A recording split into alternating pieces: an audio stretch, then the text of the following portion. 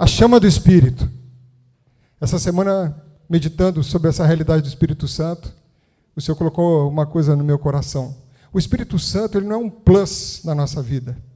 Ele não é um negócio assim, ele é um must. Ele é uma coisa que nós precisamos desesperadamente. Desesperadamente.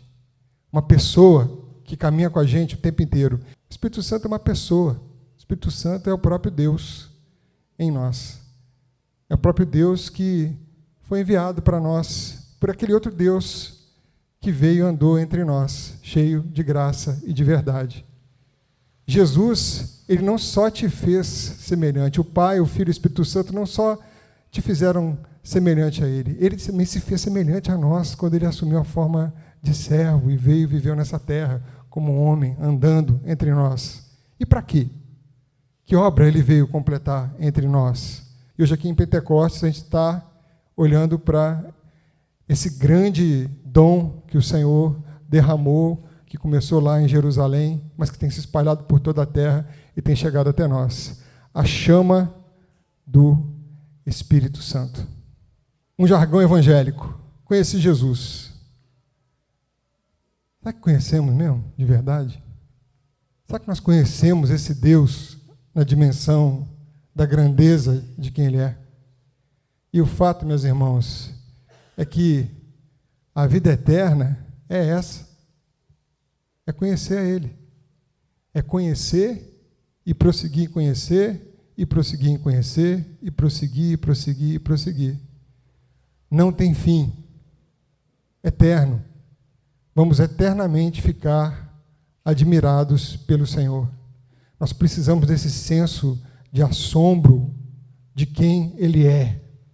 Um Deus tão grandioso, que se nós começarmos a pensar que Ele conta os cabelos da nossa cabeça, conta as folhas das árvores, Ele sabe de quantas formigas tem andando por aí nesse espaço Zoé, Ele sabe de todas as coisas, Ele conhece tudo em todas as coisas, Ele permeia todas as coisas. Um Deus misterioso, e que se fez homem, e que fez o homem à sua imagem.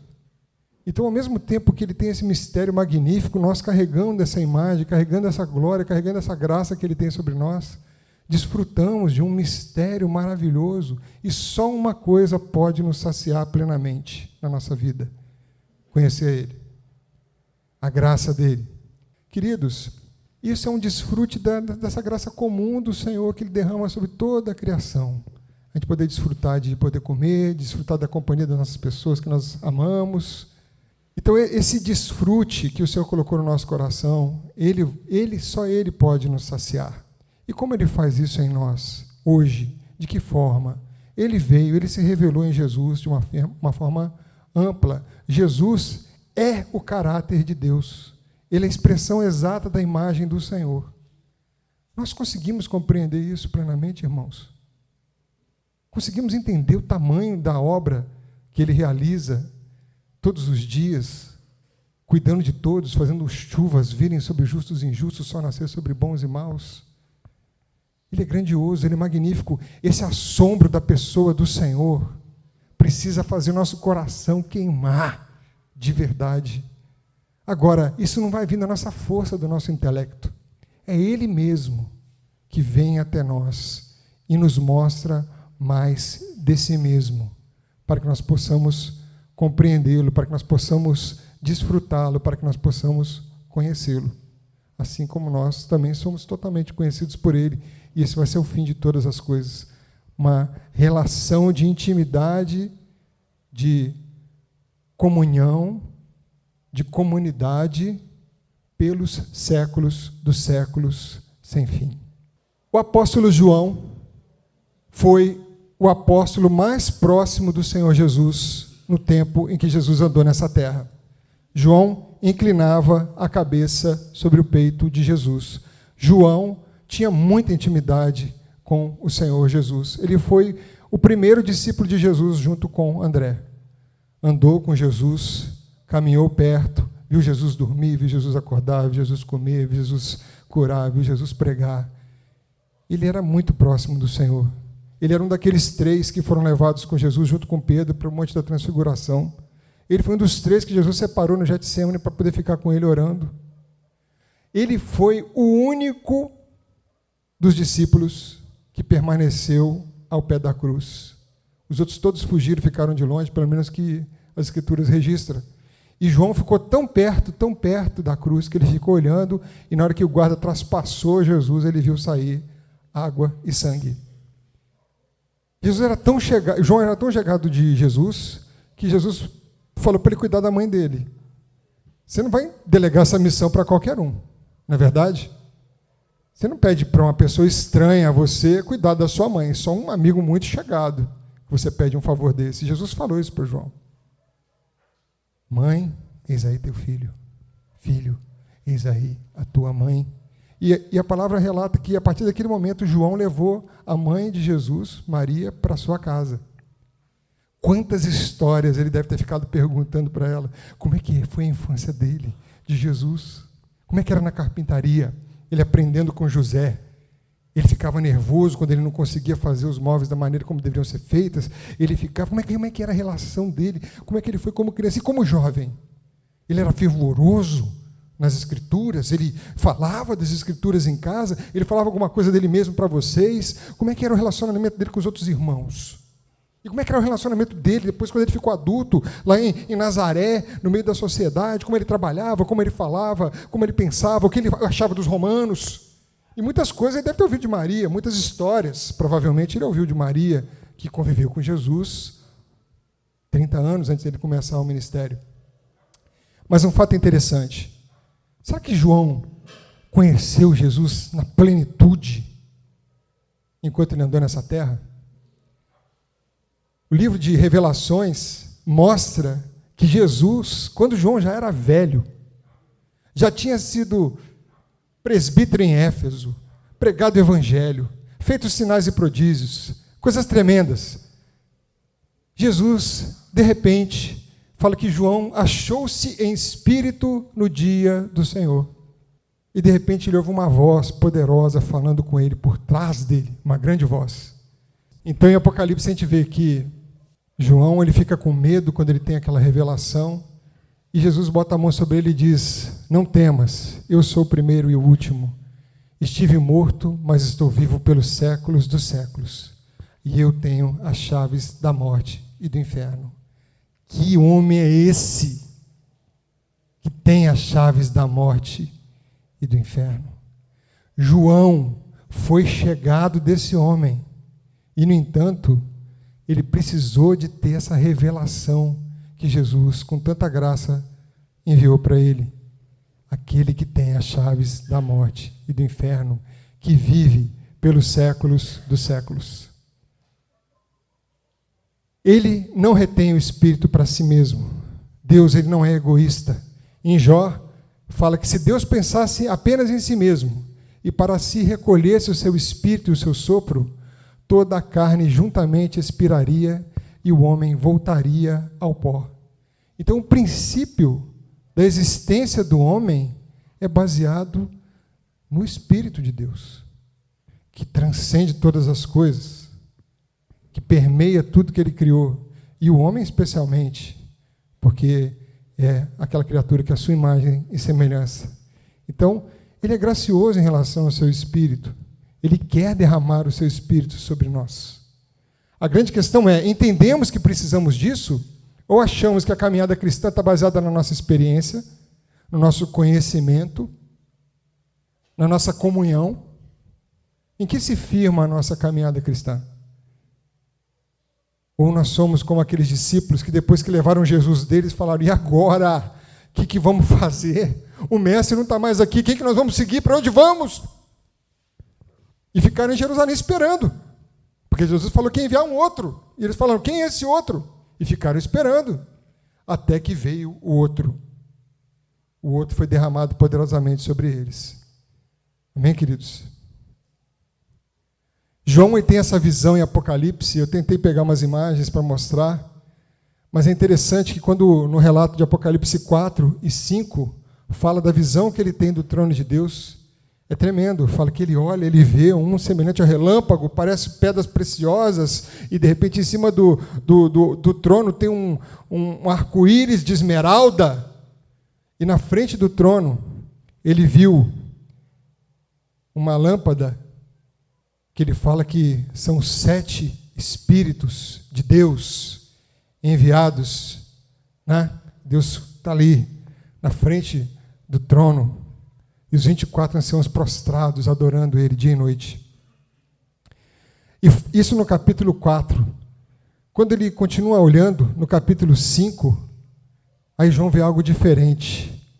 Ele vê o cordeiro como tendo sido morto, e é uma visão interessante que fala que é um cordeiro que tem 7 olhos e tem 7 chifres, e fala que são os 7 olhos e os 7 chifres, os 7 Espíritos de Deus. No anterior a gente vê que o Espírito era uma lâmpada, e aí eu creio que tem a ver muito com aquele menorá, que é aquela lâmpada que Moisés fez para poder iluminar a parte de dentro do tabernáculo. É uma lâmpada de uma haste, ela tem um eixo central, mas que saem 7 hastes dessa lâmpada, toda revestida de ouro, toda feita de ouro batido, né?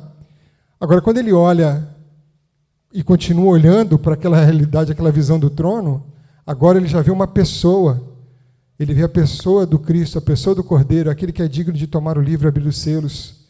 E esse Cordeiro tinha 7 olhos e 7 chifres, e esses 7 olhos e os 7 chifres são os 7 Espíritos de Deus agora. Mas como pode isso, 7 Espíritos de Deus? É um Espírito Santo, é um Deus que é 3 em 1, agora você está falando que o Espírito são 7? Não é isso, é porque é o mesmo Espírito, com as suas manifestações, suas 7 manifestações. E eu estava orando e pedindo para o Senhor me mostrar isso, e o Senhor, em Isaías 11, respondeu essa pergunta em relação aos 7 Espíritos. Nesse texto de Isaías especificamente, fala que do tronco de Jessé sairá um rebento, e das suas raízes um renovo. Repousará sobre ele o Espírito do Senhor, o Espírito de sabedoria, o Espírito de entendimento, Espírito de conselho, Espírito de poder, Espírito de conhecimento, Espírito de temor do Senhor. Deleitar-se-á no temor do Senhor, não julgará segundo a vista dos seus olhos, nem repreenderá segundo o ouvir dos seus ouvidos, mas julgará com justiça os pobres e decidirá com equidade a favor dos mansos da terra. Ferirá a terra com a vara da sua boca e com o sopro dos seus lábios matará o perverso. Que texto maravilhoso, meus irmãos. Que texto tremendo. Porque ele está falando do nascimento de Jesus, está falando sobre o recebimento que Jesus teve do Espírito Santo, do revestimento que ele teve do Espírito Santo, porque ele é o ungido, ele é o Cristo, ele é o Messias. Fala do estilo de vida dele, fala do seu ensino, fala do seu coração e fala da sua volta, o que ele vai fazer e como ele vai destruir os poderes desse mundo, os poderosos. Ele não vai enviar raios laser, nem mísseis teleguiados, ele vai soprar. Um sopro da sua boca, ele matará o perverso. Paulo depois vai citar isso em Tessalonicenses, né? Falando que com o sopro da boca de Jesus ele ia destruir o homem da iniquidade, seja lá quem for, esse infeliz. Sopro da sua boca, meus irmãos. E não vai precisar usar o braço, nem um peteleco. Um sopro. Com um sopro ele vai destruir o perverso.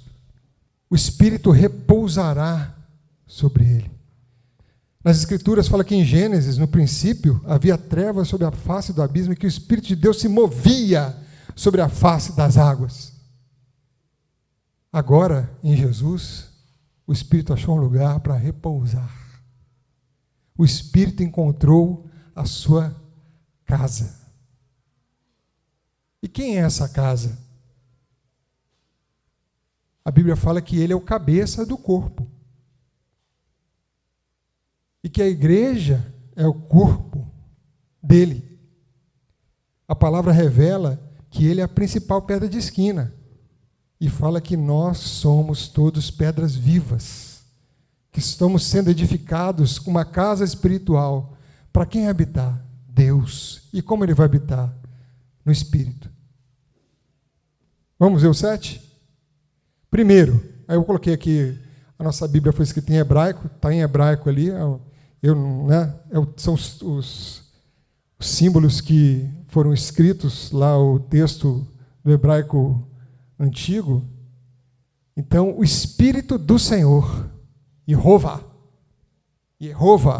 Yahweh, aquele que existe. Então, essa revelação vamos colocar como eixo principal ali das lâmpadas, né?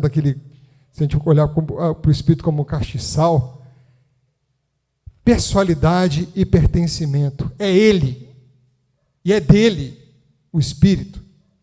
Não é um espírito de poder, não é uma força motriz, é uma pessoa. É o próprio Yehová, é o próprio Yahweh, é o próprio Deus invisível que criou todas as coisas. O novo homem agora em Cristo é dele. E ele é do novo homem. Se o Espírito é o penhor da nossa herança, meus irmãos, o que a nossa herança é? Nossa herança é o quê, queridos? É o próprio Senhor, nossa herança. Ele é a nossa herança. E o Espírito é o penhor dessa herança. Espírito de sabedoria, em hebraico é chokma, habilidade na guerra, sabedoria na administração, prudência em assuntos relacionados a Deus, sabedoria ética. E a gente achava que era só para orar em línguas que a gente recebia o Espírito Santo, né? Olha quanta coisa, sabedoria para habilidade na guerra. Mas a gente não está fazendo guerra mais, então estamos em guerra todos os dias, em guerra. A carne peleja contra o espírito peleja contra a carne. Ele é o Espírito que dá sabedoria, habilidade na guerra. Ele dá sabedoria em administração do lar, administração do tempo, administração dos relacionamentos. Ele dá prudência em assuntos relacionados a Deus. Ele nos dá sabedoria ética, como viver com o próximo, como trabalhar, como conviver na sociedade, como viver em família. Espírito de entendimento, Bina. Eu não sei falar hebraico não, tá? Estou falando aqui mais ou menos do jeito que eu sei falar, porque eu li, deve ser mais ou menos assim, não sei. Compreensão, discernimento, entender as Escrituras, entender o que de Deus está declarado no cosmos. Paulo fala que os atributos invisíveis de Deus são revelados na criação. Pensa no sol, que está todo dia emanando sua energia para gerar toda a vida que existe nesse planeta. Quem botou o sol lá? De graça. Alguém paga a conta de sol aqui? Ninguém paga a conta de sol, mas o sol está lá, emanando a energia que gera energia para as plantas produzirem, fazer a fotossíntese, criar seu organismo, e aí os animais comem as plantas, a gente come as plantas também, a gente come os animais, e daí você vem toda a energia de tudo que a gente vive, tudo que nós desfrutamos nessa terra, esse reator poderoso que Deus colocou lá no céu. Que coisa tremenda. De graça. Entendimento sobre as coisas da natureza, entendimento sobre o que está declarado de Deus na história, como ele foi traçando o caminho dele no meio dessa história aparentemente confusa, trouxe Jesus na plenitude do tempo, onde os romanos já estavam ali com tudo mais ou menos organizado, tinham estradas, então o evangelho poderia se espalhar de uma forma tranquila, a língua grega, uma língua rica. Então, na plenitude do tempo, quando chegou naquele momento, agora o Filho vai vir no meio do povo judeu, e chegou até nós, porque ele é o Senhor do tempo. E o Espírito nos mostra isso, nos dá entendimento sobre isso. E muito mais da pessoa de Cristo. Quem é esse Deus? Onde está o caráter dele revelado? No Filho. E quem é a lâmpada que nos ilumina para podermos enxergar aquele que está diante de nós? O Filho. E agora, olhando para essa figura, essa revelação de João, João fala que os 7 Espíritos de Deus são 7 olhos de Jesus. Ele ilumina e ele olha, ele entende, ele discerne e nos dá esse discernimento nele. Quantas coisas o Espírito Santo faz. Espírito de conselho, etza, conselho, desígnio, propósito, opinião, ensino ou aviso quanto ao que cabe fazer em todas as situações. Quem precisa de conselhos bons aqui? Para cuidar dos negócios, cuidar do emprego, cuidar da família. Nosso principal conselheiro é o Espírito Santo. Ele é o Espírito de conselho. Espírito de poder, gaburar. Força, poder, valentia, bravura, atos poderosos de Deus, orar em línguas, expulsar demônios, profetizar, fazer sinais, prodígios, milagres, fazer igual Paulo, que estava lá um camarada no meio da pregação de Paulo se intrometendo no assunto, ele dá uma palavra, o cara fica cego. Pensa nisso. Poder. Mas ele é mais um dos braços, não é o único braço. Muitos querem só o poder, mas não querem o conhecimento, não querem entendimento, não querem o conselho, não querem o todo do Senhor. E não querem mais do que tudo, o Espírito de Yahweh, a pessoa dele mesma, em nós, a personalidade, do caráter, que nós precisamos admirar com todo o nosso coração. Espírito de conhecimento, Dath. Conhecimento, percepção, habilidade, discernimento, ato de perceber ou compreender por meio da razão e ou experiência. Muitos acham que a fé é uma coisa meio mística, né? Mas não é bem assim. A coisa opera na nossa razão. É o místico operando no racional. É o místico trabalhando no coração. Não é uma mística feiticeira. É uma mística do Deus que nos criou, que conhece todo o nosso sistema, sabe como funciona a nossa mente, nosso coração, nossos olhos, nossos ouvidos, nossa boca, sabe como funciona tudo de nós. Então ele tem esse conhecimento e nos dá essa capacidade de compreender as Escrituras. Eu me lembro que quando eu fui batizado com o Espírito Santo, eu comecei a entender um monte de coisa que eu nunca entendi na minha vida em relação às Escrituras. Eu lia. Eu li aqueles textos que falavam do povo de Israel no deserto com uma chama de fogo e uma nuvem, e falava, o disco voador, ó, tá vendo? Aqui é a prova dos discos voadores. Ali era Deus ali se manifestando, eu achando que era disco voador. Então o que faltava? Espírito de conhecimento do Senhor. E para terminar, muito precioso, essa expressão do Espírito, Espírito de temor do Senhor. Ira, medo, terror, temor, coisa temerosa ou aterrorizante, coisa que causa medo. Quem tem um encontro com Deus de verdade fica com medo, gente. Dá medo, você fica meio... Porque é poder, é muito grande. Os apóstolos, os profetas, quando eles viram, fala que quando a nuvem cobriu João, Pedro e Tiago no Monte da Transfiguração, eles ficaram morrendo de medo do que estava ao redor deles. Então o Espírito ele traz essa realidade, mas não é um medo destrutivo, é um respeito, é uma reverência, é uma santa piedade em relação a esse Deus tão grandioso. Jesus mesmo nos instou: pedi e dá-se-vos-á, buscai e achareis, batei e abri-se-vos-á, pois todo que pede recebe, todo que busca encontra, e a quem bate abrir-se-lhe-á. Qual dentre vós é o pai que, se o filho lhe pedir pão, lhe dará uma pedra? Se o filho lhe pedir peixe, lhe dará uma cobra? Se o filho lhe pedir um ovo, lhe dará um escorpião? E nós somos maus. Essa é a nossa realidade.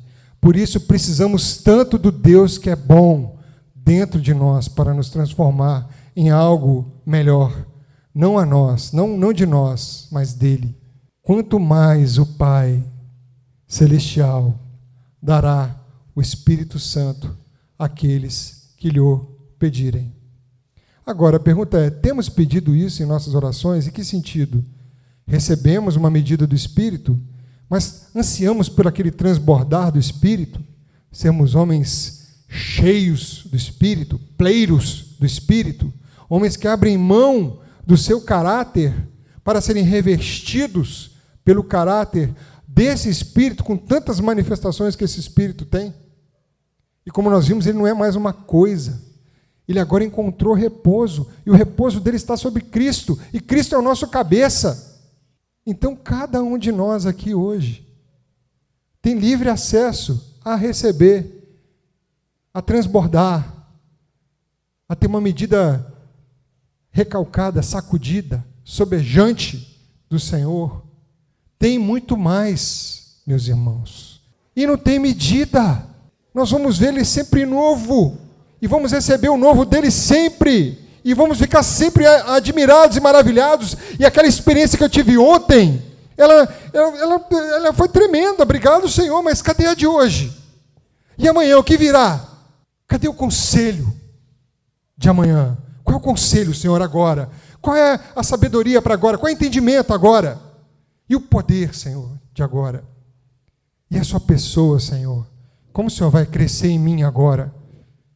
Que o Senhor quer manifestar mais do Senhor? O que de mim tem ainda se manifestado. Tem muito mais, meus irmãos. Jesus, quando estava na terra, ele falou: eu vim para lançar fogo na terra, e bem quisera que já estivesse a arder. Que fogo é esse que Jesus quer lançar sobre a terra? Que ele deseja, que ele veio para lançar esse fogo sobre a terra.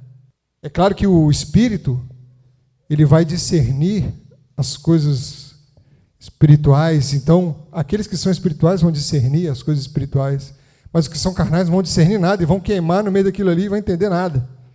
Mas aqueles que são espirituais vão arder pelo Senhor. O que Moisés viu lá quando ele teve a revelação de Deus, queridos? Ele viu um arbusto vagabundo lá, uma sarça, pegando fogo, mas sem se consumir. E ele ficou assombrado com aquela visão. E dali veio uma voz: eu sou aquele que é, aquele que existe, eu sou Yahweh. Moisés, eu sou Yahweh. E se revelou para ele. Você acha que a sua vida... E não estou falando de fogo, de poder, de falar em línguas, isso é maravilhoso, é tremendo. Estou falando do fogo mesmo do Senhor. Aquela chama que te consome no seu trabalho, no dia a dia, para você responder às pessoas com sabedoria, com inteligência, com entendimento. E Jesus, para poder derramar esse fogo, meus irmãos, precisou ser batizado em um batismo muito doloroso. O batismo da ruptura do relacionamento deles, desses companheiros eternos. Ele precisou morrer para que nós pudéssemos receber essa dádiva do Espírito Santo. Aí eu pergunto para vocês, vamos tratar isso como se isso fosse um apêndice da nossa caminhada cristã? Como se isso fosse uma... é legal. Puxa vida, orei em línguas.